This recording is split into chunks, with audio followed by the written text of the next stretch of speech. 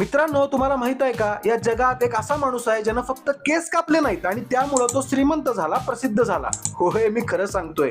England मधला frank इलेट नावाचा football influencer, ज्यानं चेष्टे जाहीर केलं होतं की जोपर्यंत मँचेस्टर युनायटेड सलग 5 मॅचेस जिंकत नाही तोपर्यंत मी डोक्यावरचे माझ्या केसच कापणार नाही.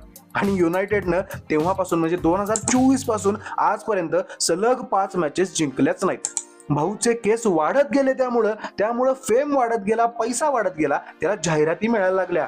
लांब केसांमुळे शॅम्पू कंडिशनर पर्यंत ठीक आहे हो, पण त्याला फूड ब्रँडच्या जाहिराती मिळायला लागल्या. इथपर्यंत हे गेलं की जागतिक न्यूज चॅनलनी सुद्धा त्याचे इंटरव्ह्यू घेतले. आता ट्विस्ट ऐका, युनायटेड आतापर्यंत सलग 4 मॅच जिंकलेली आहे आणि त्यांची उद्या 5वी मॅच आहे वेस्ट हॅम सोबत अवे मॅच. आता प्रश्न इथं एकच उरतो, युनायटेड उद्या जिंकणार का? ह्या भाऊचे केस कापले जाणार का?